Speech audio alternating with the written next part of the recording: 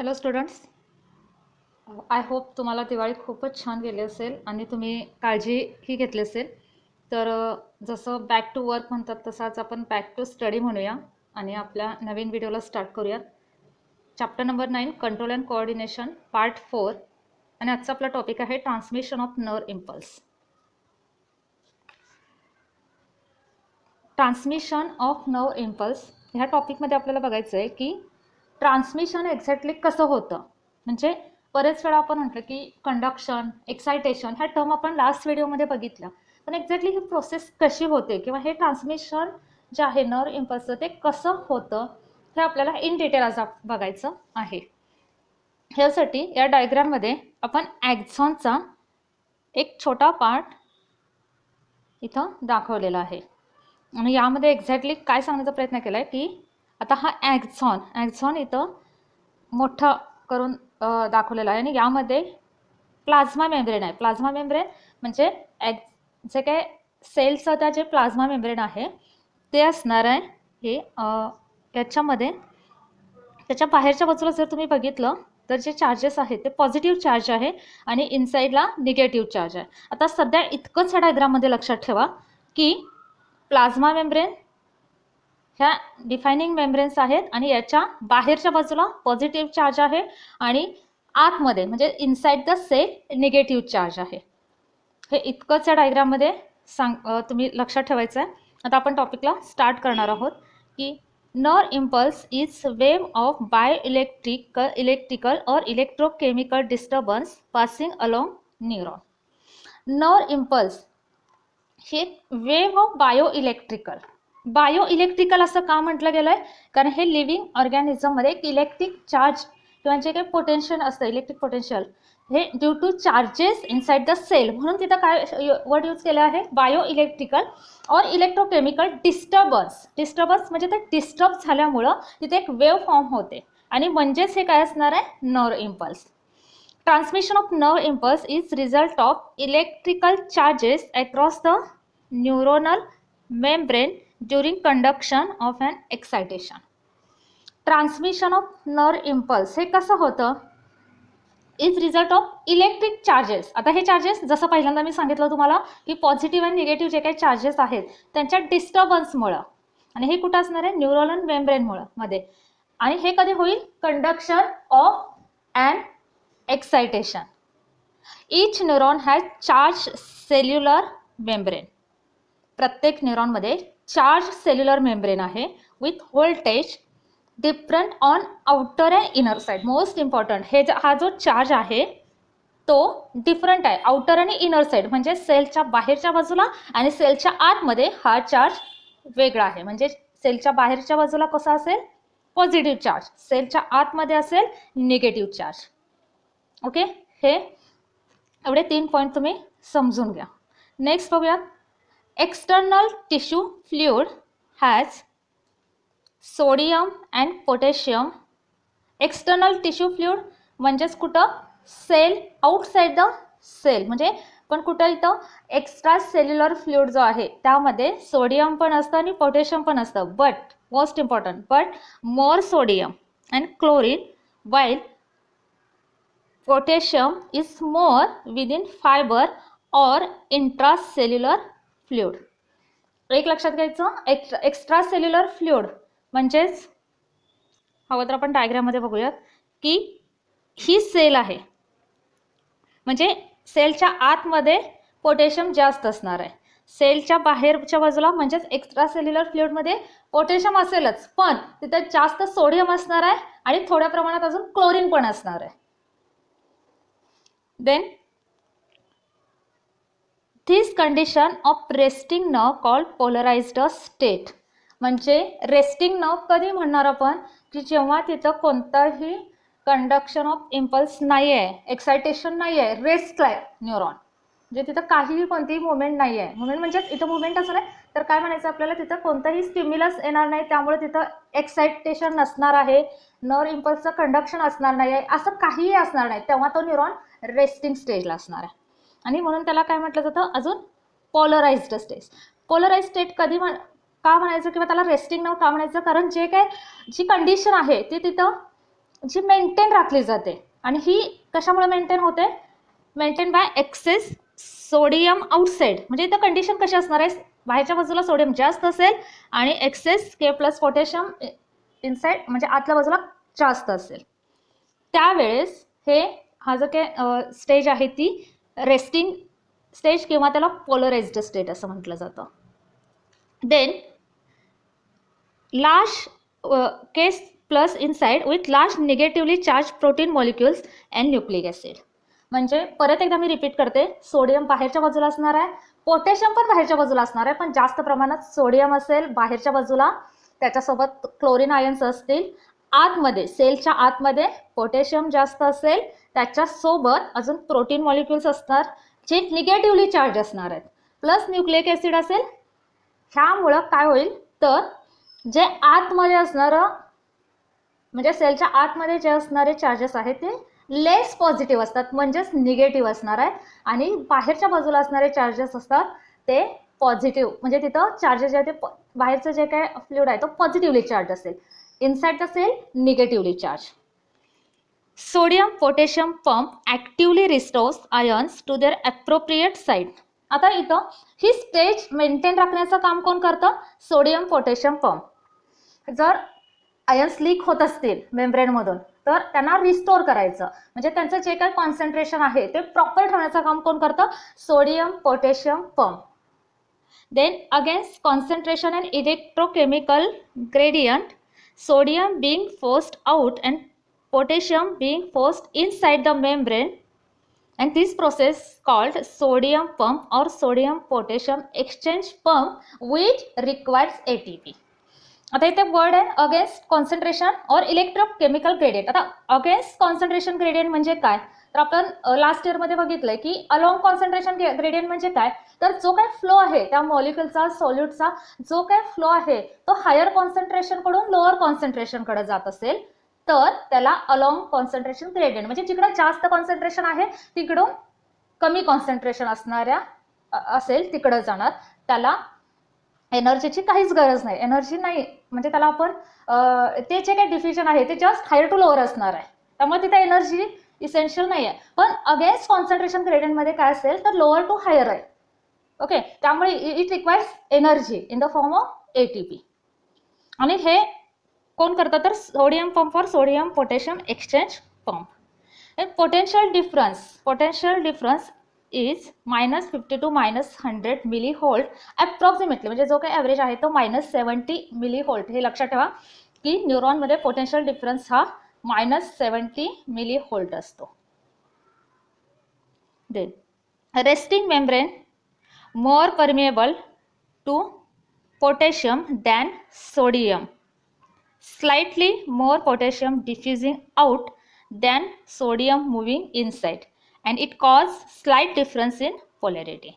म्हणजे जे काय मेम्ब्रेन आहे सेल मेम्ब्रेन ते रेस्टिंग मेम्ब्रेन, जेव्हा न्यूरॉन रेस्टला असतो तेव्हा जो तो मेम्ब्रेन आहे तो it more permeable to potassium, पोटॅशियमसाठी तो जास्त परमिएबल असतो सोडियमपेक्षा. त्यामुळे स्लाइटली मोर पोटॅशियम हे डिफ्यूज होतात आणि थोडे म्हणजे जेवढे सोडियम आयन्स आत आले पाहिजेत त्याच्यापेक्षा जास्त पोटॅशियम आयन्स हे बाहेर डिफ्यूज होतात आणि त्यामुळे स्लाइट डिफरन्स होतो पोलॅरिटीमध्ये.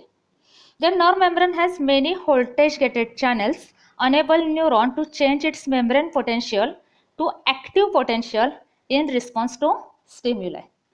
Nerve membranes मध्ये काही व्होल्टेज गेटेड चॅनेल्स असतात जे आपण लास्ट व्हिडिओमध्ये लास्टच्या स्लाइडमध्ये मी तुम्हाला सांगितलं की व्होल्टेज गेटेड चॅनेल्स असतात, व्होल्टेज गेटेड चॅनेल्स. आणि हे काय करतात तर न्यूरॉनला त्याचं मेम्ब्रेन पोटेन्शियल चेंज करण्यासाठी हेल्प करतात. म्हणजेच काय कधी तर जेव्हा एखादा स्टिम्युलाय असेल तर तिथं रिस्पॉन्ड करणार म्हणजे काय तर तिथं ॲक्टिव्ह पोटेन्शियल असणार आहे.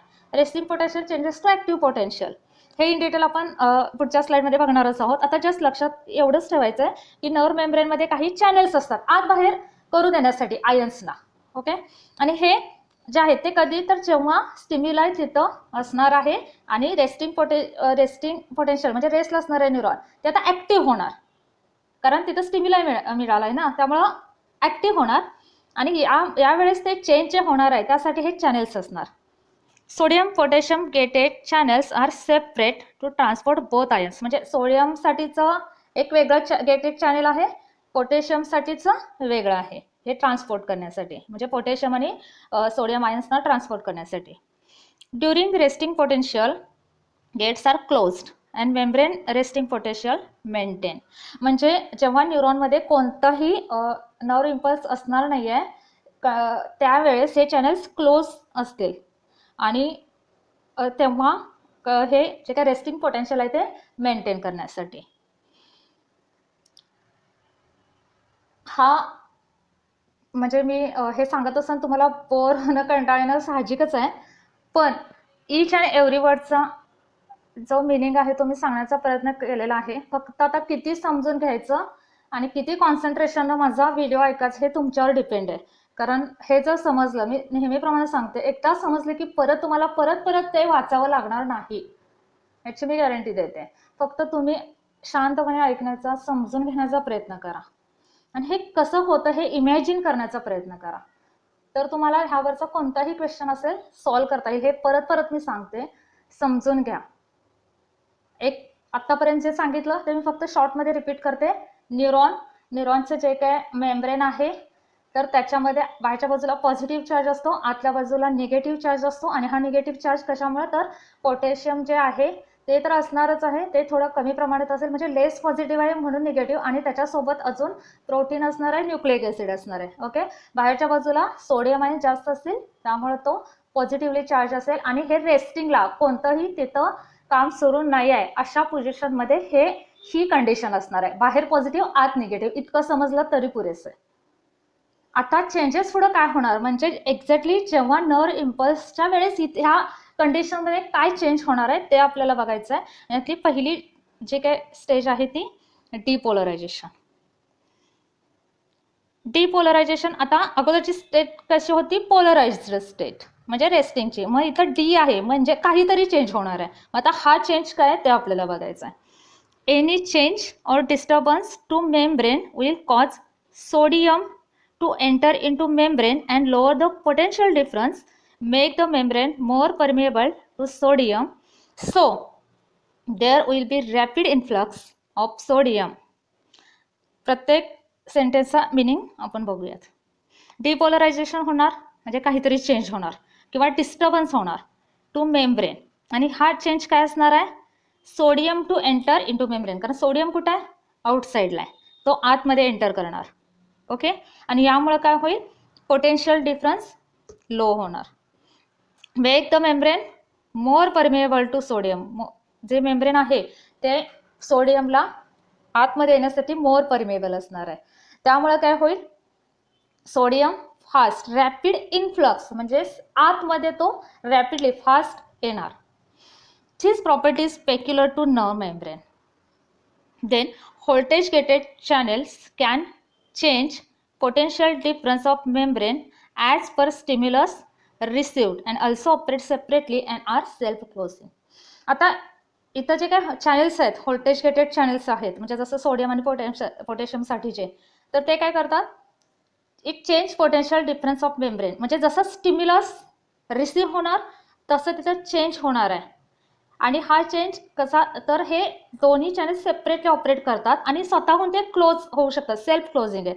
आता हे आपण इथं डायग्राममध्ये बघूयात की जसं आपण रेस्टिंग ॲक्झॉन, रेस्टिंग म्हणजे बऱ्यापैकी याबद्दल आपण भरपूर झालं आपलं डिस्कशन. तर हा रेस्टला आहे, तर तुम्ही बघू शकता की जस्ट हे क्लोज्ड आहे. सोडियम पोटॅशियम पंप तसा हा क्लोज आहे, निगेटिव्ह चार्ज आहे आतमध्ये, बाहेरच्या बाजूला पॉझिटिव्ह चार्ज आहे, हे ओके, हे रेस्टिंग ॲक्झॉन आहे. म्हणजे तिथं काय, पोलराइज्ड मेम्ब्रेन. जेव्हा स्टिम्युलस अप्लाय करणार तेव्हा हा ॲक्झॉन एक्साइट होईल. एक्साइट होणार म्हणजे काय, जसं आपण म्हटलं सोडियम इनफ्लक्स, सोडियम आतमध्ये येणार. हे लक्षात घ्या, हा ॲक्झॉन आहे आणि याचं हे इनसाइड त्याच्या आतल्याची कंडिशन आहे आणि ही आउटसाईडची कंडिशन आहे. तर सोडियम आतमध्ये येईल, पोटॅशियम बाहेर जाणार. पण स्टार्टिंगला काय होईल, सोडियम रॅपिडली आतमध्ये येणार आणि ह्यामुळे काय होईल, जे काय पोलराइज्ड स्टेट आहे ते डिपोलरायझेशन होणार, डिपोलराइज्ड होणार ती कंडिशन. ओके, म्हणजे इथं लक्षात घ्या, इथं वरती पॉझिटिव्ह चार्ज होता तो बाहेर काय झाला, निगेटिव्ह. का झाला, तर बाहेरचं सोडियम आतमध्ये येणार, त्याच्यासोबत पॉझिटिव्ह चार्ज आतमध्ये तयार होणार आणि पोटॅशियम बाहेर गेल्यामुळं म्हणजे एका वेळेस सोडियमवर पण प्लस चार्ज आहे तो तर आत येतच आहे, प्लस पोटॅशियमवर पॉझिटिव्ह चार्ज आहे तो बाहेर जाणार. म्हणजे इथं सगळं काय होणार आहे, जास्त सोडियम आतमध्ये येणार आणि ह्यामुळे काय होईल तर आतली जी कंडिशन आहे फक्त एवढ्या सेक्शनमध्ये, हे लक्षात घ्या, हा पूर्ण नाही, फक्त एवढ्या रिजनमध्ये जी कंडिशन आहे ती आतमध्ये पॉझिटिव्ह होईल, बाहेरच्या बाजूला निगेटिव्ह होईल. ओके, आता ही इतकाच रिजन काय झालेला आहे डिपोलराइज, म्हणजे इथं जो काय एक्साइटेड ॲक्झॉन आहे तो ह्या कंडिशनमध्ये त्याचं डिपोलरायझेशन होणार. त्यानंतर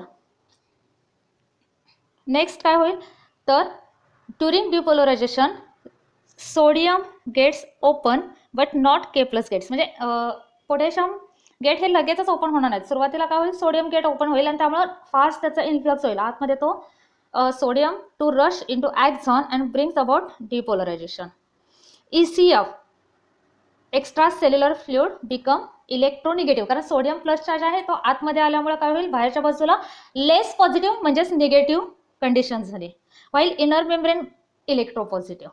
okay, then action potential changes to plus 30 millivolt to plus 60 millivolt, which triggers depolarization in next part while it itself start repolarization.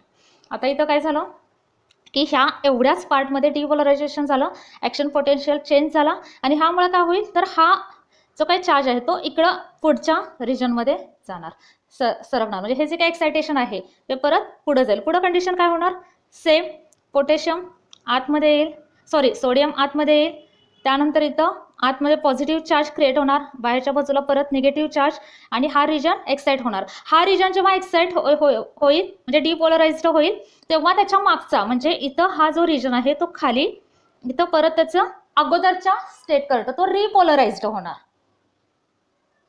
बघा सुरुवातीला रेस्टिंग नंतर हा रिजन इथं कधी जेव्हा स्टिम्युलस अप्लाय केलाय तेव्हा हा इतकाच रिजन एक्साइट होणार का, कारण तिथं पोटेन्शियल डिफरन्स होईल आणि ह्याच्यामुळे काय होईल तर ते एक्साइटेशन पुढं जसं जाईल तसं पाठीमागचं जे काही त्याचं रिजन आहे तो रिपोलराइज्ड होणार.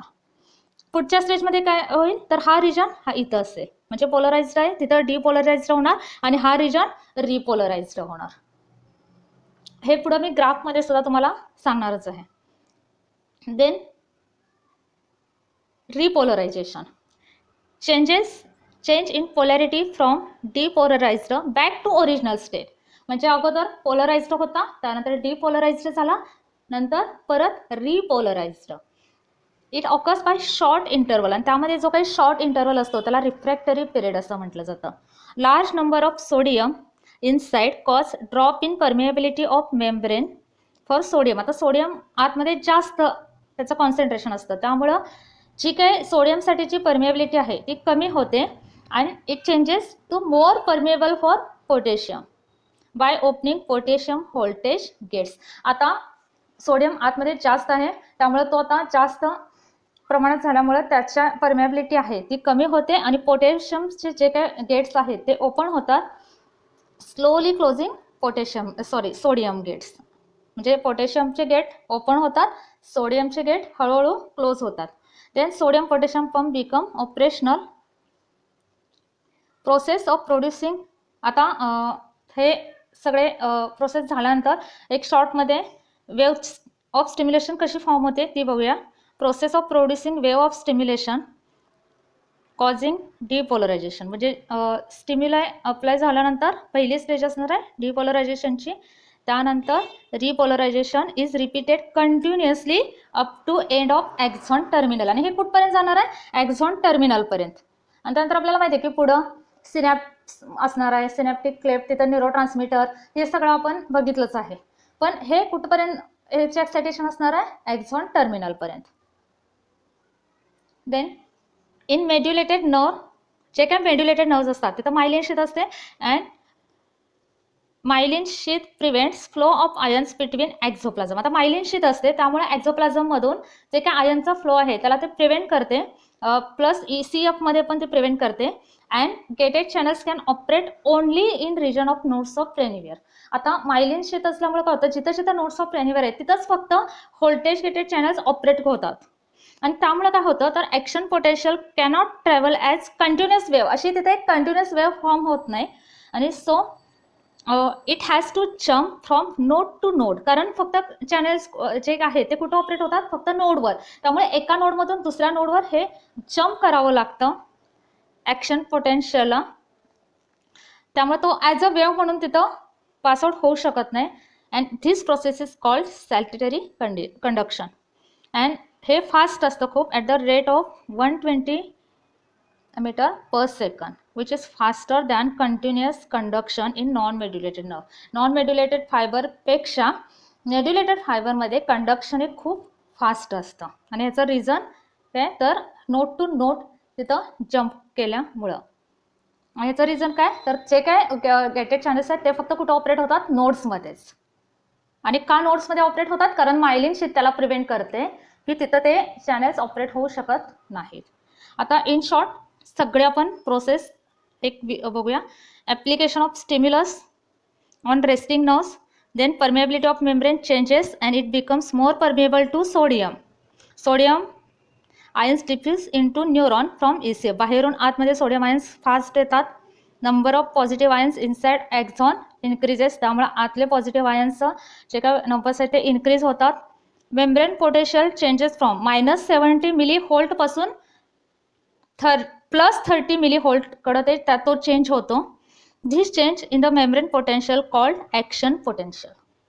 रेस्टिंग पोटेन्शियल जे आहे ते किती असतं, -70 मिली व्होल्ट. आणि जेव्हा ॲक्शन पोटेन्शियलमध्ये चेंज होतं ते किती असतं, +30 milli volt. Since the polarity has been reverse from negative on outside and positive inside, also called depolarization. Compared to ECF, म्हणजे ECFशी कम्पेअर करून हे चेंज कसा होतो, निगेटिव्ह आउटसाइड होतो जो पॉझिटिव्ह होता, आणि आतमध्ये पॉझिटिव्ह होतो जो अगोदर निगेटिव्ह होता.